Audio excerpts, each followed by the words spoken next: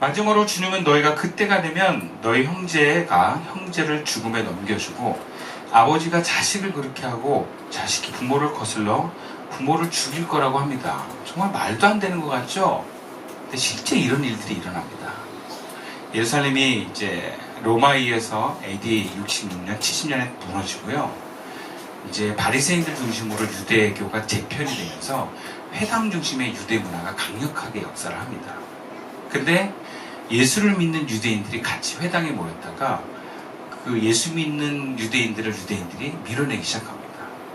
그래서 거짓으로 고소하고 상업 조직에서 쫓아내고 이런 일들이 일어나는 거예요. 심지어 가족 구성원 안에 예수 믿는 사람이 있으면 가족 전체를 거부하는 일들을 합니다. 그러니까 가족이 살기 위해서 자식을 팔아버리는 거예요. 얘를 잘라내버리는 거예요. 고소해버리는 거예요. 그게 막 그 유대사에서 일어나는 겁니다.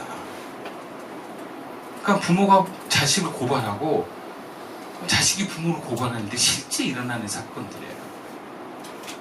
근데 거기서 사람들이 고발을 할 수밖에 없는 일들이 일어나는 거죠. 근데 그렇지 않으려면 어떻게 이게 가능하겠습니까?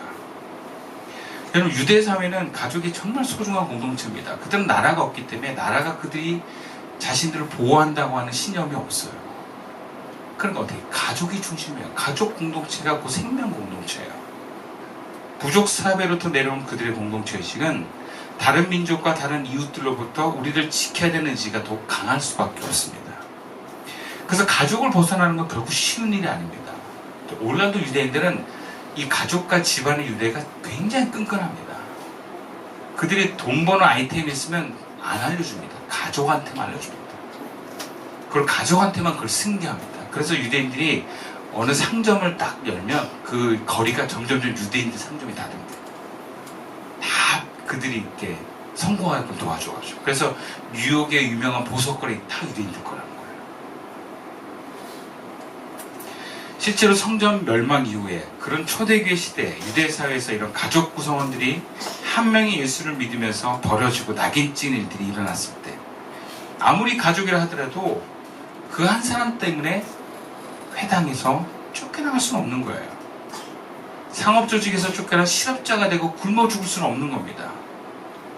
그래서 유대의 가족 안에서도 분열과 미움과 신고가 막 일어나요. 그럼 그때 그런 날이 왔을 때 우리가 어떻게 신앙을 붙들고 쫓겨나더라도 심지어 고소를 당하더라도 지킬 수 있겠습니까? 가족이 나를 버리려고 하는 그 위기에서 어떻게 우리가 신앙을 지킬 수 있겠냐라는 거예요. 결국에는 내가 오늘의 삶에서부터 가족보다 신앙을, 즉 예수님을 우선할 때만 가능합니다. 가족과 예수님이 충돌이 일어날 때 예수님을 선택하는 거예요. 가족을 우선시하는 신앙생활은요, 가족이 평안할 때는 교회도 잘 나가요. 행복한 삶을 살 수 있을 그런 기대로 얼마든지 협조를 합니다. 근데 위기 상황이 올 때, 너 나야 예수야, 막 이렇게 질문할 때, 이거 선택하라고 요청할 때, 너 그러면 너 나랑 아웃 끝나는 거야? 그럼 그럴 때, 그러니까 우리가 주님을 더 사랑하는 사람이 아니고는 가족을 포기할 수 없겠죠.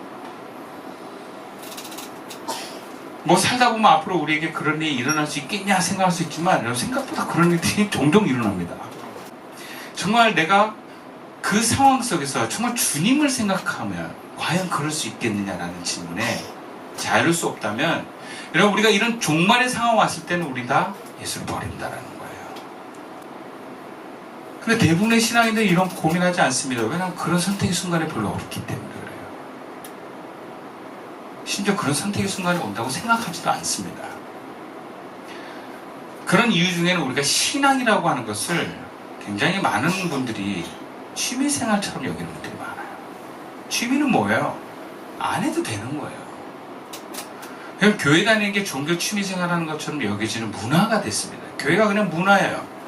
그래서 교회 다니면 우리가 가족이 더 행복해지는 문화로 갑니다. 가정이 깨지거나 어려운 상황에서는 받아들일 수 없는 게 종교생활이에요. 종교생활이 결코 가정보다 앞설 수는 없는 거예요. 그런 문화에 우리가 있습니다. 근데 마가복음이 쓰여졌을 당시에는 그렇지 않았어요. 예수 믿는다는 이유로 가족이 찢어지고 회당에서 쫓겨나고 심지어 가족에게 버림받았습니다. 죽도록 내버려뒀어요. 가족이냐 예수냐를 선택하는 상황에서 둘 중에 하나를 반드시 선택하고 이거 아니면 난 죽는다라고 하는 그런 상황에 우리가 처해 있지 않아서 그러지, 만약에 우리가 그냥 이렇게 신앙생활하다가 딱 그런 선택이 되면 우리는 다 저는 그렇게 못해요, 그럴지도 몰라요. 그럼 제가 이렇게 선택한 게 대단한 거예요? 당연한 거예요, 여러분. 예수가 하나님이시라는 걸 여러분 어떻게 믿고 계십니까? 예수가 하나님이라는 건 우리의 영생과 관련된 그분 앞에, 영원히 그분 앞에 서는 걸 말하는 거예요. 그분보다 더 소중한 존재는 없습니다. 하나님보다 그 어떤 것도 앞설 수 없어요.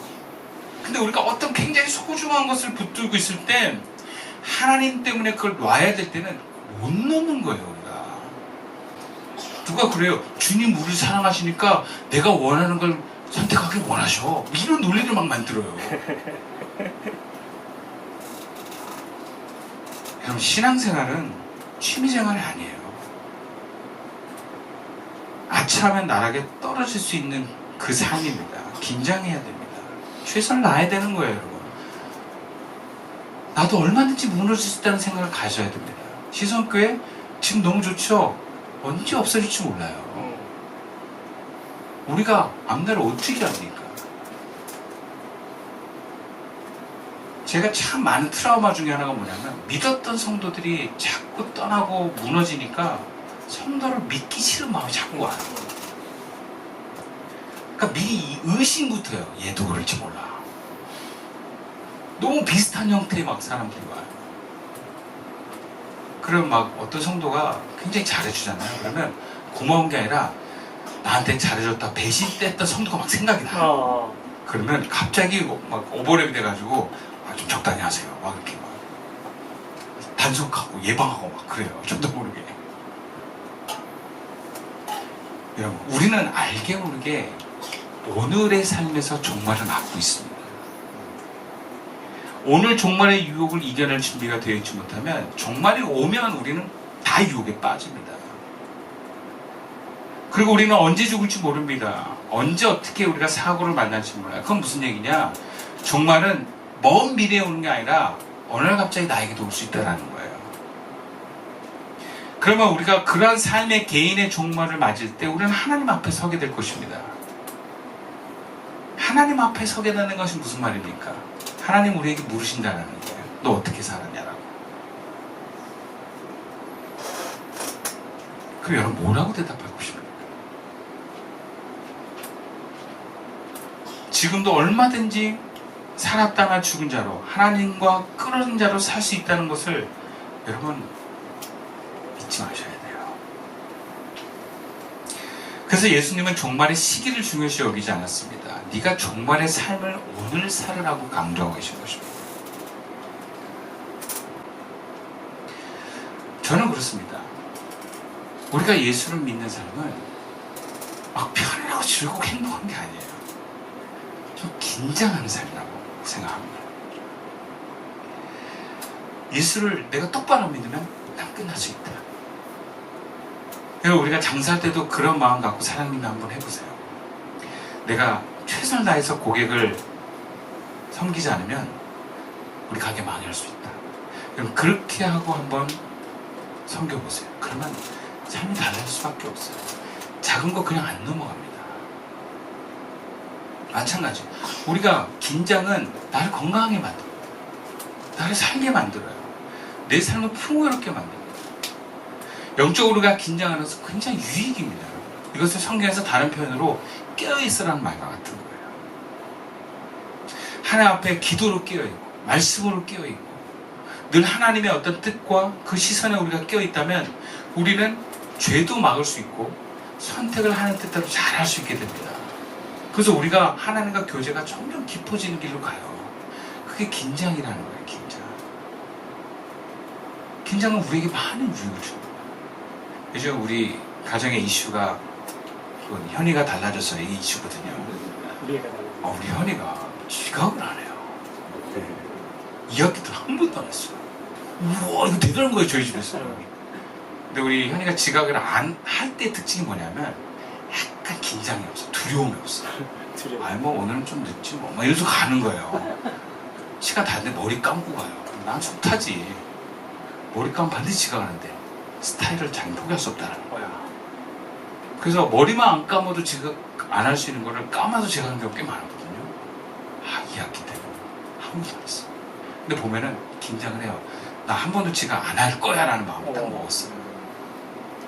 그러니까 긴장을 하니까 보니 그걸 지켜낼 수 있는 거예요. 힘이 있는 거예요, 여러분. 긴장은 우리를 뭔가 더 큰, 더 높은 수준으로 이끌 수 있는 힘을 줍니다. 신앙도 마찬가지예요. 왜 신앙이 나이브한지 아세요? 긴장 안 하고 예수 믿어서 그래요. 여러분, 예수 믿을 때 긴장하십시오.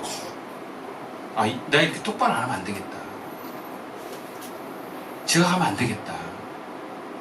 그리고 내가 이 섬기는 것도 최선을 다해야 되겠다. 이거 안 하면 안 된다. 그런 마음으로 교회 생활 해보세요. 이거 정말 귀한 거예요. 여러분, 이미 여러분들의 마음속에 그 하나님의 외침에 순종하고자 하는 마음이 몸에 배서 그런 거예요. 이게 정말 귀한 겁니다. 여러분의 긴장은 혼자 막 다짐한다고 되는 게 아니라 공동체가 함께 한 어떤 주님을 향한 목표를 가지고 반복해서 몸에 배야지 그 긴장이 우리에게 하나님의 은혜가 흐르는 통로가 됩니다. 그러니까 우리가 긴장을 막 너무 해가지고 위축되란 말이 아니에요. 두려워하라는 얘기가 아니에요. 그냥 하나님 앞에 더 나아가서 좀 잘하고자 하는 마음의 긴장이라는 거예요. 이것은 우리를 살게 합니다. 우리 삶을 풍요롭게 합니다. 어떤 문화든지 긴장하지 않고 성공한 사람은 없습니다. 음악하는 사람, 체육하는 사람, 또 각자의 분야에서 일하는 사람들 모두가 작은 것에 최선을 다하는 그런 긴장감이 있는 사람들이 다 그 이상을 해내는 것입니다. 이런 말씀 마칠게요. 그러니까 우리가 어떤 삶을 살아야 되겠습니까? 그냥 자꾸 행복을 추구하지 마세요. 행복을 추구하면 내가 생각하는 행복을 자꾸 적용하게 돼 있어요. 그거는 스트레스 없고 평안하고 안전하고 뭔가 내가 오감이 만족되는 쪽으로 자꾸 방향이 갑니다. 근데 여러분, 그런 행복의 삶은 종말을 감당할 수가 없어요. 행복하려고 하지 마시고 우리가 하나님 앞에 바로 서기를 열망하십시오. 아멘. 정말 성령의 사람이 되어서 어떤 유혹이 와도 흔들리지 않고 내가 누군가랑 만났을 때 그 말하는 것들이 하나님의 말이 되고 또 뭔가 하나님의 나를 통해서 하고자 하는 것들을 내가 봐서 어떤 유혹에도 넘어가지 않고 올바른 선택할 수 있는 사람이 되기를 열망하십시오. 중요한 건 행복한 환경이 아니라 예수를 닮은 사람이라는 것을 기억하십시오. 우리가 그것을 목표로 할 때 주님 도와주실 것입니다. 우리 교회가 함께 갑시다. 그래서 이 시대를 감당할 수 있는 힘있고 건강한 교회가 되어서 더욱더 열매를 맺어갈 수 있는 우리 시선교회와 우리 성도들 될 수 있기를 주님의 이름으로 축원드리겠습니다. 기도드리겠습니다. 은혜와 사랑이 많으신 하나님, 예수 믿고 교회에 나온다고 하면서 신앙생활을 하지만 종말의 상황에서 우리가 위협을 받고 가족이냐 예수냐를 선택하라 할 때 과연 나는 예수를 선택할 수 있는가? 모든 시험에서 내가 이길 수 있는가? 자신이 없습니다. 종말의 시기를 알고 있어도 오늘의 순간에서부터 예수님과 동행하지 않으면 결국 유혹에서 자유로울 수 없음을 고백합니다. 예수님의 말씀처럼 종말의 시기가 아니라 오늘을 종말처럼 살기 원합니다. 하루하루를 영적으로 긴장하며 마귀의 유혹과 시험에서 이겨낼 최선의 삶을 선택하며 살게 하여 주시옵소서. 주어진 삶을 낭비하거나 아무런 긴장 없이 취미생활처럼 해도 되고 안 해도 되는 그런 신앙으로 살지 않게 도와주십시오.